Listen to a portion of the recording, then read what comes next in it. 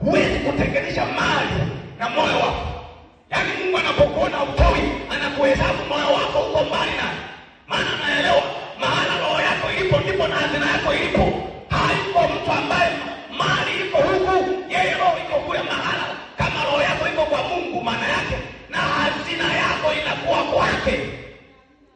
Amen.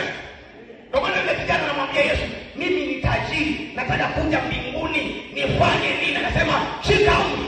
Akasema, jibu, usiibe, usiue, usizini. Akasema, tangu nikiwa Sunday school nimeashika. Nimepungukiwa na nini? Yesu akamwambia, nenda kauze ulivyo navyo, uwape maskini, nawe utakuwa na hazina mbinguni, kisha nifuate. Anamwagiza mahala anataka roho yake iwe.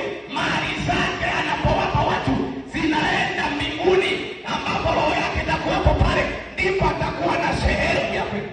Huwezi kwenda mbinguni mahali kabasi na shetani. Bwana Yesu asifiwe sana. Naomba usimame. Simama hapo ulipo.